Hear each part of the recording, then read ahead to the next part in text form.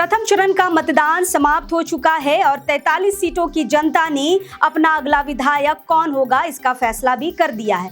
फिलहाल दूसरे चरण का जो मतदान है वो 20 नवंबर को होगा और 38 सीटों पर होने वाले इस चुनाव में अधिकतर सीटें संथाल परगना की है। हम आपको बता दें कि कल से लेकर 18 नवंबर तक यानी कि 5 दिन सोशल मीडिया में, यूट्यूब चैनलों में, अखबारों में सबके फ्रंट पेज में और एक ही मुद्दा होगा और वो है बांग्लादेशी घुसपैठी।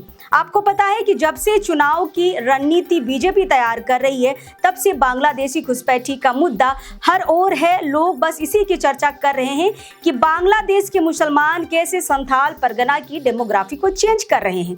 इसमें ना तो कोई सवाल उठा रहा है कि ये बांग्लादेशी घुसपैठी बॉर्डर पार करके कैसे आए, कौन इसे घुसने देता है, कौन इसे यहाँ की सदस्यता देता है, कैसे सदस्यता मिलती है, इन सारी चीज़ों पे कोई सवाल नहीं है। बॉर्डर सुरक्षा जो केंद्र के हवाले है, केंद्र को लेकर भी कोई सवाल जवाब ना तो बीजेपी ना तो आरएसएस कोई नहीं करता। बस सवाल ये है कि बांग्लादेशी घुसपैठियों ने संथाल की डेमोग्राफी को बदल दिया है। आदिवासियों की संख्या घट रही है और मुसलमानों की संख्या बढ़ रही है।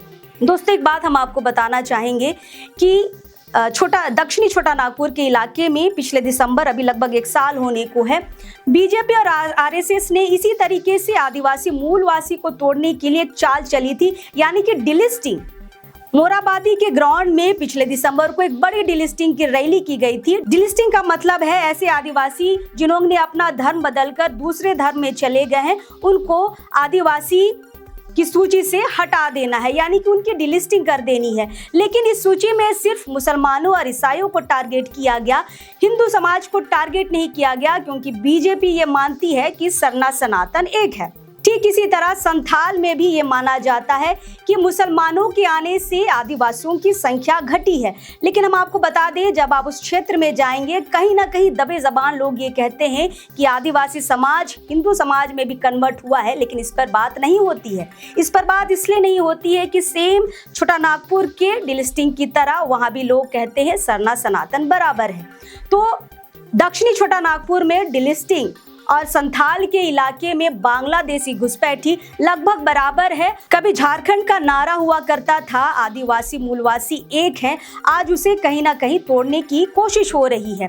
लोगों का ये कहना था कि जोला और कोल्हा बराबर है, भाई भाई है, सरना ईसाई भाई भाई हैं, और इसी नारे को तोड़ने के लिए डिलिस्टिंग और बांग्लादेशी घुसपैठी का प्रयोग करके बीजेपी या कह ले आरएसएस सत्ता में आने के लिए ललायित है। दोस्तों, आपको समझने की जरूरत है कि बांग्लादेशी घुसपैठी का जो मुद्दा है, अगर बांग्लादेश के मुस्लिम समुदाय अगर संथाल परगना की डेमोग्राफी को चेंज कर रहे हैं तो इसका कसूरवार कौन है?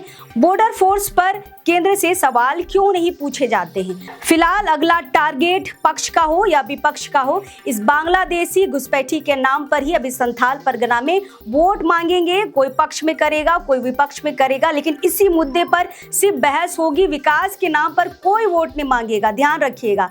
दूसरी सबसे बड़ी बात, अभी हाल ही में मैं ललन टॉप के इंटरव्यू में चंपई सोरेन का एक बयान देख रही थी, जहां पर उन्होंने कहा कि मेरा चुनाव खत्म होने दीजिए, उसके बाद मैं संथाल के इलाके में जाऊंगा और एक एक घर को चिन्हित करके बताऊंगा कि कैसे वहां पे बांग्लादेशी घुसपैठियों की संख्या बढ़ी है और आदिवासियों की घटी है।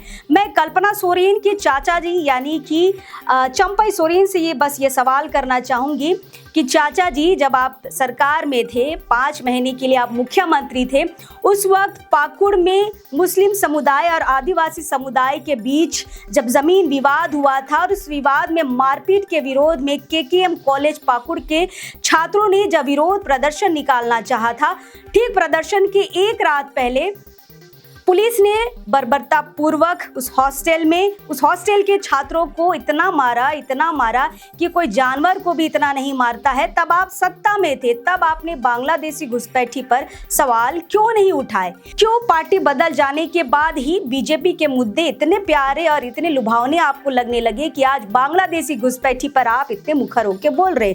नो डाउट बोलना चाहिए, लेकिन वो मुद्दे सत्ता में रह के शायद बोलते तो आज बांग्लादेशी घुसपैठी के नाम पर चर्चा जरूर होती और सॉल्यूशन भी निकल जाता। लेकिन आपने शायद ये सोचा कि दूसरे पार्टी में जाएंगे तभी हम इस पर सवाल करेंगे। जिम्मे में रहकर सवाल नहीं हुए, इस पर मेरा सवाल है। फिलहाल संथाल की जनता जो है वो समझती है कि बीजेपी किन मुद्दों पर वोट मांगेगी, जेएमएम किन मुद्दों पर वोट मांगेगी और कांग्रेस किन मुद्दों पर वोट मांगेगी। फिलहाल हमें लगता है कि ये बांग्लादेशी का मुद्दा ये 5 दिन रहेगा। आप भी नजर रखिएगा कि पक्ष वाले क्या कहेंगे, विपक्ष वाले क्या कहेंगे और इस बांग्लादेशी मुद्दे को वोट में कितना कन्वर्ट कर पाएंगे। फिलहाल बाकी चीजों पर भी हमारी नजर रहेगी, लेकिन बांग्लादेशी घुसपैठी का मुद्दा कल से शुरू होगा, इसलिए हम आपको सचेत कर दे रहे हैं कि खबरों पर जरूर नजर बनाए रखिए, क्योंकि अब यही सुर्खियों में चलने वाला है कि बांग्लादेशी घुसपैठी कैसे आए और कैसे आदिवासियों की संख्या घटी।